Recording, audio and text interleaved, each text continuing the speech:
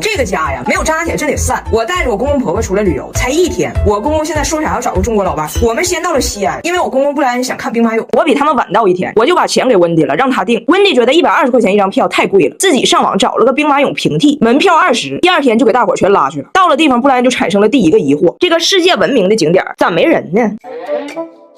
别想了，往里走吧。布莱恩陷入了第2个疑惑：这国外新闻里看着的兵马俑也没有这么多彩灯和高科技呀。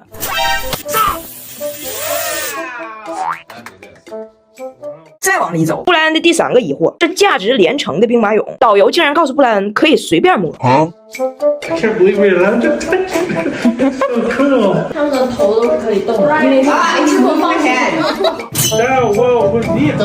到这儿，布莱恩彻底明白了，这都是温迪干的好事儿，这已经让布莱恩心里很不爽。但是还好，西安有很多好吃的，给布莱恩香完了。但是温迪非让布莱恩陪他吃啃某鸡。以前的布莱恩吧还会哄着，但是看完假兵马俑，布莱恩成了真爷们儿。头1天还顺从呢，今天突然鼓起勇气告诉温迪，我要吃凉皮儿。温迪说，我要吃炸鸡。你是我老头，我老头就要陪我吃我喜欢的东西。布莱恩说，要不你就换一下你喜欢的东西，要不你就换个老头。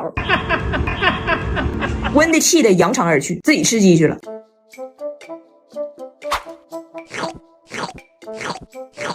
第2天我们又出去吃饭，温迪说要喝冰水，这餐厅没有，温迪就让布莱恩必须领他出去买冰水。温迪在那边，我要冰水，我要冰水，我要冰水。布莱恩助听器一摘，热水一倒，任温迪说啥都听不见，给温迪一个一条龙服务。真香！哎呀。饭吃完一抬头，温迪没了，完全找不着。我们都着急了，我让布莱恩找，布莱恩说我不找，有缘分，北京见。 We will see her in Beijing then. 我说北京见啥呀？我还在他手上呢。我们就开着车沿路找啊，转了2圈，最终大胖媳妇在一家冷饮店的玻璃窗里看到了被拐儿童张大铁。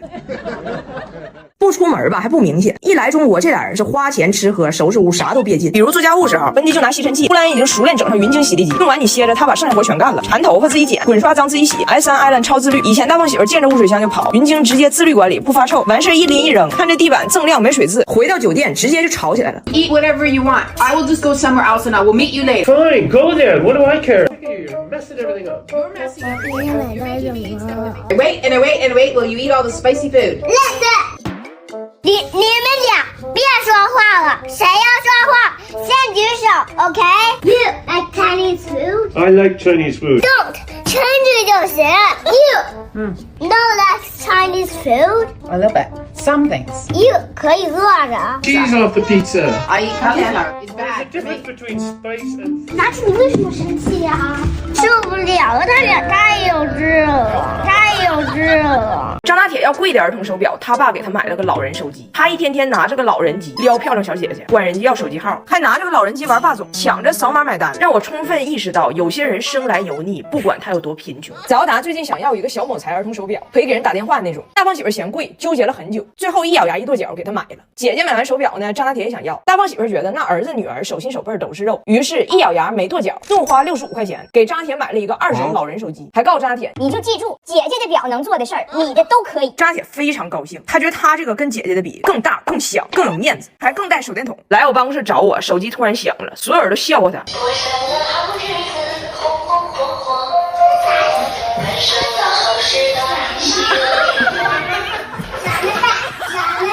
老人机的确是给张大铁量身定制的，因为他接打电话跟东北用老人机的老头一模一样。喂，哪儿？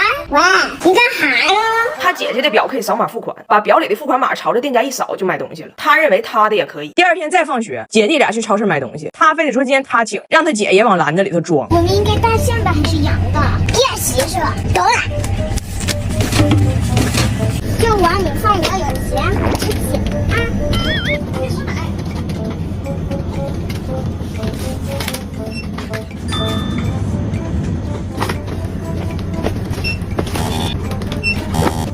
不可能！这样吗？你得第一声你才能成功的。哔。他姐的手表吧可以加好友，起到一个社交作用。张大铁认为他的也可以。今天见到一个漂亮小姐姐，心花怒放，也要跟人家贴。我要手机了，别个电话嘞。经典手机，天天充满阳光。他想跟人小姐姐扫码加好友，结果差点没给人小姐姐晃瞎。人家小姐姐说咱们加不了，但是我可以告诉你我手机号，你可以给我打电话。159 9。晚上给你打电话。我从他身上我才发现了一个道理，油腻到了极致，它也是一种清爽。外形有型精神，拿老人机咱也敢冲。所以我家一直在用的金纺柔顺剂，保护衣服不褪色，起褶起球通通彻，满满一瓶盖，倒入花花槽。咱家衣服多亏了它，不然大胖媳妇2虎8鸡的洗法都得报废。有他事半功倍。回到家吃完饭，没忘了要给小姐姐打电话，人家小姐姐跟他报的手机号是159什么什么，他说他记住了，他就记住个1，回家非要给人打。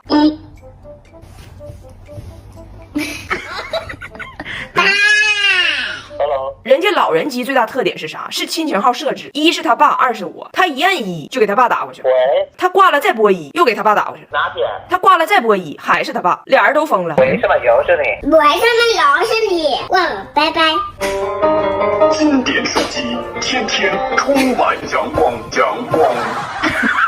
张拿铁又被拒了，这次的事儿更大，是被电影拒。让我们震惊的是，上次被双语幼儿园拒收是因为英语不好，这次被电影拒绝是因为汉语不好。某知名电影里边有3个需要小孩配音的角色找到了我们，当时我一看是个外国电影，我说那翟耀达肯定可以，拿铁够呛。他们说彩玲姐别急，这电影在国内上映是翻译成汉语的，孩子配音的对象啊是说汉语的狗。我说那还行。他们说他们不担心拿铁，毕竟听说他除了汉语也不会别的语，但是有点担心翟耀达，问我能不能说汉语。我说能，肯定可以。翟耀达还是很聪明的，所以当时的情况吧，拿铁是文保的，翟耀达是争取。然后电影那边的工作人员就让俩孩子做个自我介绍，录下来给人家大致看一看。大家好，我是翟耀达，我今年7岁了，我英语还不错，我的汉语还不太好，但是我可以学习，我愿意给狗狗配音。